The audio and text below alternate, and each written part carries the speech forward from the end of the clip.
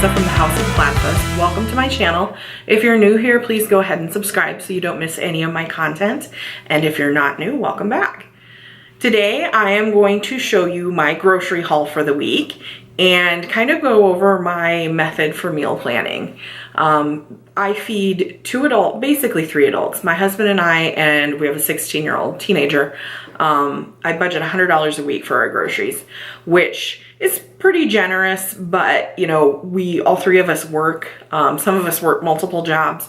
So I like to set us up for success in that area.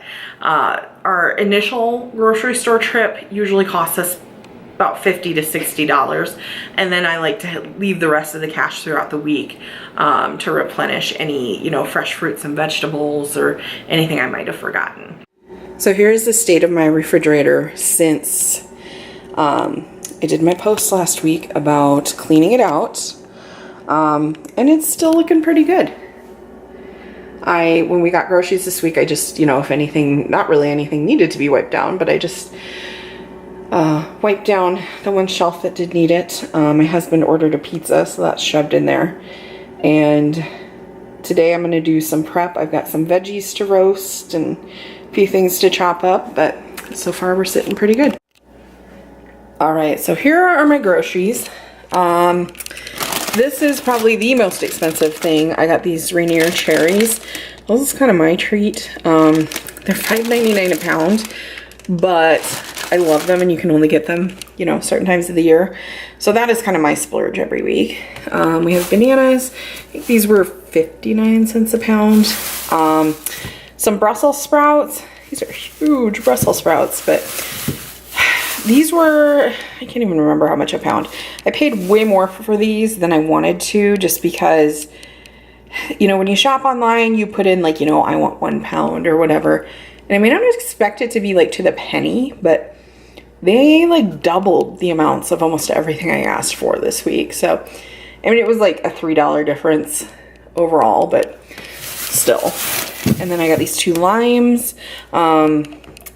Some of that is for recipes, some of that is just for, I like putting it in like some sparkling water or whatever. We're trying to get away from some of the junkier stuff, so I thought fresh limes would be good. We have some almond milk. The Hy-Vee store brand is basically the same as the Silk brand, and it's about 50 cents cheaper. I think that was it $2.99? It might have been on sale for a little less than that, I can't remember. And this was actually 19 cents more than the regular, but it's pot sized. Maybe I'm the only one with that giant pet peeve of, especially when you do like 1 pot meals. I don't know.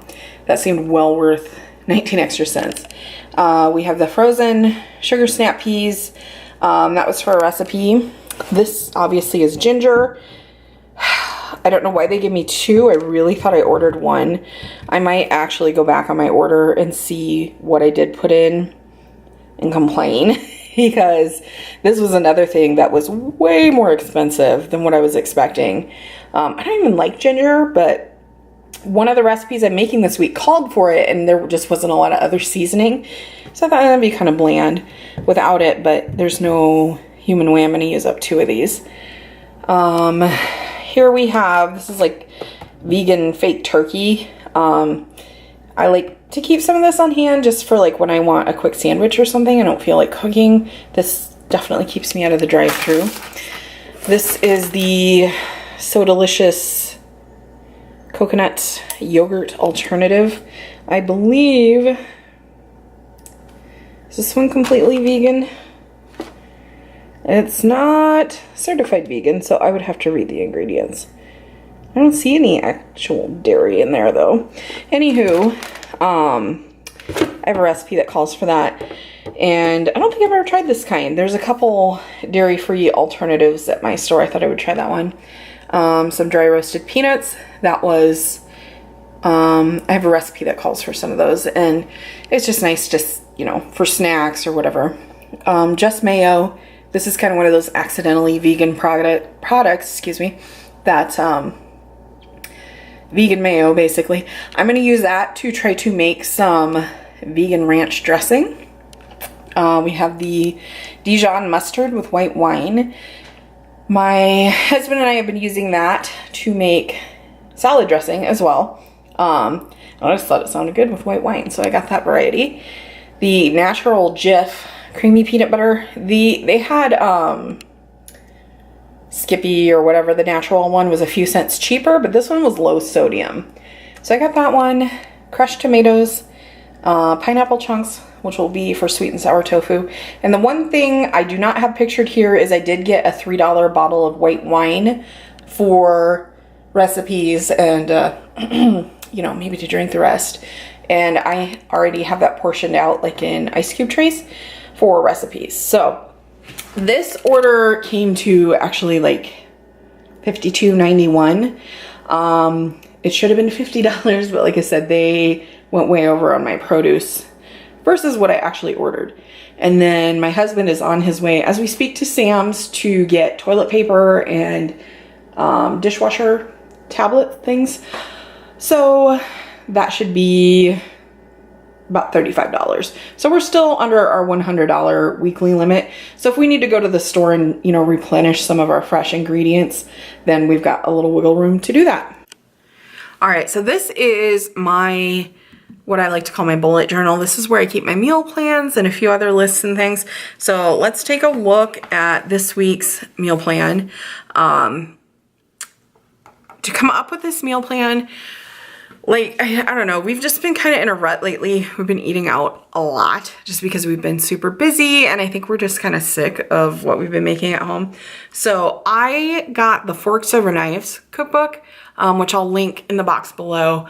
I just got it from my library. I actually was able just to download it on my Kindle, which is kind of an awkward medium, but the nice thing is that I was able to just print some recipes out from my computer, kind of try it before you buy it, I guess. So a few of these recipes are from that, and some of them are from, I think this is about the only cookbook I own. This is the Vegan Fire and Spice by Robin Robertson.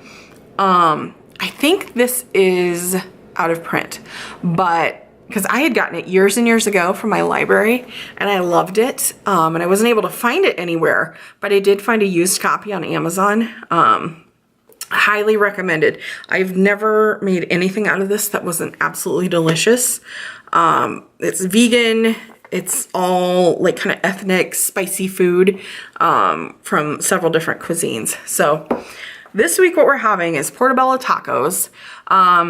I'm just going to saute up the mushroom, you know, slice up the mushrooms, saute them in some taco seasoning and throw them on taco shells or tortillas with kind of traditional taco fixings. We're also having penne with chickpeas and spinach. I believe that was out of the Forks Over Knives cookbook, as well as spaghetti with butternut squash sauce, udon noodle stir fry. I'd have to look in my pile of recipes. I can't remember if that was just made up, you know, something I was just gonna wing. I think it was an actual recipe, but we'll see. Lentil loaf and potatoes. I really like My Whole Food Life. I believe it's mywholefoodlife.com. Her lentil loaf recipe, I kind of tweak it a little bit. Maybe someday I'll do a video or a blog post on that. And just either mashed or roasted potatoes. Sweet and sour tofu. I have a recipe for that on my blog. Curried no meatballs was from the Vegan Fire and Spice cookbook. Sweet potato bowl, no recipe needed. We just kind of throw ingredients into a bowl, as well as the romaine lettuce bowl. So there is our meal plan for the week. All right, so there you have it. There was my grocery haul and the inside of my fridge and how I meal plan. I'm gonna go ahead and link the recipes that I have links for below that I mentioned. And I'm also gonna link you to the two cookbooks that I talked about. I'll include a link to my blog and all my social media and all that good stuff down below. So thanks so much for watching.